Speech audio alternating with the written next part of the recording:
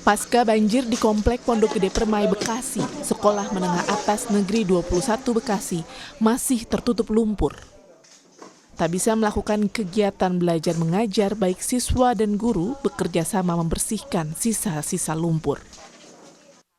Raden, salah satu siswa SMA 21 Bekasi, berbagi kisahnya. Ia ingin bisa belajar kembali. Raden berharap sekolah yang saat ini sewa bisa segera dipindah ke gedung permanen. Start bersih-bersih, fleksibel sih. Kalau saya itu datang jam 6:30, udah mulai bersih-bersih. Yang lainnya biasanya diarahin buat datang jam 7. Buat ujian kenaikan kelasnya masih cukup lama, kayaknya sepertinya habis lebaran baru ujian. Berarti yang kena dampak ujian tertunda itu yang kelas 12-nya, ujian akhir jenjangnya. Sementara itu terkait dampak banjir, Kepala Dinas Pendidikan Jawa Barat menyiapkan opsi memundurkan jadwal ujian pada April 2025. Direncanakan kita coba undurkan waktunya. Jadi kalau tadinya di tanggal 10 sekarang ya, di bulan Maret ini kita rencanakan kita undur sampai ke tanggal 9 April gitu. Tak hanya soal mengundurkan jadwal ujian, kedepannya Dinas Pendidikan Jawa Barat juga akan mencari opsi lahan baru bagi sekolah agar sekolah tidak terdampak banjir. Niputu Trisnanda, Roy Ilman, Kompas TV, Bekasi, Jawa Barat. Lalu seperti apa proses evakuasi dan kondisi banjir di Sukabumi? Kita tanyakan langsung kepada jurnalis Kompas TV, Insan Maulana, dan juga kita juga akan memantau bagaimana penyedotan air di area Mall Mega Bekasi yang terdampak banjir. Ada jurnalis Kompas TV Abel Insani dan juga juru kamera Riki Sultana di sana. Kita ke Sukabumi terlebih dahulu. Selamat petang Insan. Ini kalau kita lihat ini ada 2 korban yang sudah ditemukan. Lalu bagaimana dengan proses pencarian korban yang hingga saat ini masih dinyatakan hilang? Ya, terima kasih Yasir dan saudara. Memang tadi siang sekitar pukul 1 Tim SAR telah menemukan 2 korban yang terseret banjir di wilayah Kecamatan Pelabuhan Ratu. 2 korban ini adalah seorang ibu dan anak, dan saat ditemukan itu mereka posisinya tertimbun oleh rumahnya sendiri dan posisinya berpelukan dalam keadaan meninggal dunia. Dan kedua korban ini memang sudah dievakuasi tim SAR dan dibawa ke rumah kamar mayat RSUD Pelabuhan Ratu. Dan sisanya ada 5 orang lagi yang memang belum ditemukan dan perlu dicari oleh tim SAR gabungan, yaitu 2 orang informasinya ada di Kecamatan Simpenan dan 2 orang lagi dan 3 orang lagi berada di Kecamatan Lengkong. Dan di Kecamatan Simpenan dan Lengkong ini informasinya bukan terseret banjir melainkan tertimbun longsor. Namun memang saat ini tim SAR mengalami kendala untuk masuk ke lokasi titik pencarian karena memang akses jalan menuju lokasi Simpenan terutama dan juga Lengkong itu selain tertutup longsor, jembatan penghubung jalan nasional Simpenan Pelabuhan Ratu itu putus, sehingga memang kendaraan roda 4 itu tidak bisa masuk melalui wilayah Kecamatan Simpenan.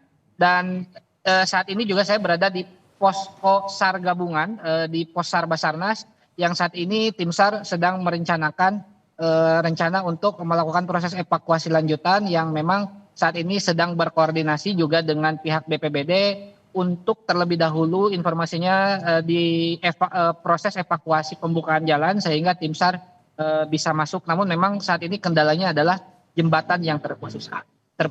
Dan berdasarkan informasi dari Basarnas, ada cara kedua yang sebenarnya bisa masuk lewat Lengkong, yaitu mereka bisa masuk melewati jalur Cikembar menuju Lengkong, namun memang aksesnya begitu jauh dan jalannya juga agak begitu sulit. Dan mungkin nanti kita juga akan menunggu gimana proses pencarian selanjutnya karena memang kendala utamanya adalah akses masuk menuju TKP. Seperti itu Yasir. Baik, dari Sukabumi, Jawa Barat kita bergeser ke bagaimana proses penyedotan air di area Mall Mega Bekasi. Ada jurnalis Kompas TV Abel Insani di sana. Bagaimana kondisi di sana?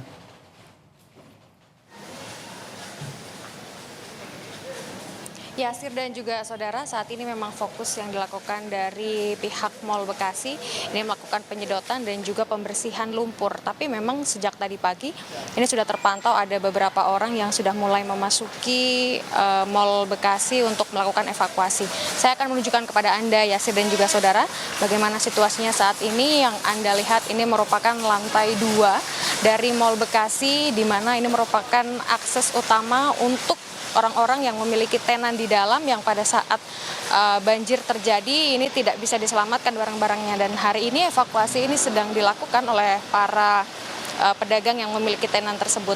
Ada beberapa syarat juga yang harus dipenuhi, di mana ini merupakan langkah untuk mencegah adanya penjarahan begitu ya, sehingga ada data-data khusus untuk membuktikan bahwa mereka memang memiliki tenan di sini.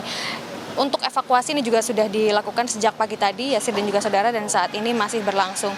Bergeser ke sedikit ke bawah, ini juga sudah mulai terlihat adanya pembersihan dari pihak mal, ataupun juga tadi terlihat kalau dari rompinya ini dari Dinas Pekerjaan Umum Bekasi begitu ya, ini sudah mulai membersihkan lumpur. Ada pula yang mulai menyedot lumpur-lumpur ini menggunakan pompa begitu. Memang kalau di sini ada beberapa alat pompa yang digunakan ini tentu saja untuk lebih cepat memompa air agar bisa terbuang. Ada yang dibuang ke Kali Bekasi, ada juga yang dibuang ke Kalimalang begitu.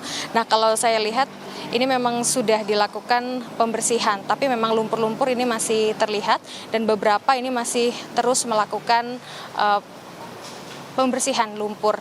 Tadi juga sempat terdengar ada informasi bahwa nantinya akan ada pemadam kebakaran untuk bisa melakukan penyemprotan lumpur ini agar bisa tersedot lebih cepat, dan tentu saja untuk pembersihan ini lebih cepat. Karena untuk targetnya, Yasir dan juga saudara, Mall Bekasi ini bisa digunakan untuk Senin pekan depan.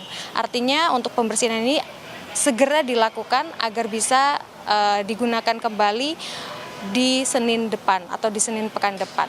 Ini memang terlihat adalah parkiran ya Yasir, di mana pada saat banjir berlangsung ini ketinggiannya memang sekitar 2 hingga 3 meter, yang artinya untuk pohon ataupun mobil bahkan ini memang terendam penuh. Nah, tadi juga saya sudah melihat adanya mobil towing untuk mengevakuasi, karena tadi ada sekitar 3 mobil di sini yang masih belum dievakuasi, dan saat ini semuanya sudah dievakuasi, sehingga saat ini proses dari pembersihan di depan Mall Bekasi ini masih terus dilakukan.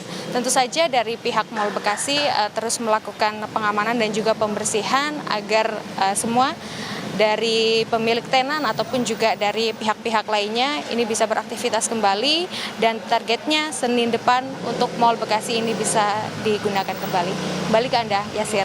Terima kasih jurnalis Kompas TV Abel Insani atas informasinya dari Mall Mega Bekasi, dan sebelumnya ada Insan Maulana yang melaporkan bagaimana kondisi banjir dan juga longsor di Sukabumi, Jawa Barat. Salam sehat semuanya.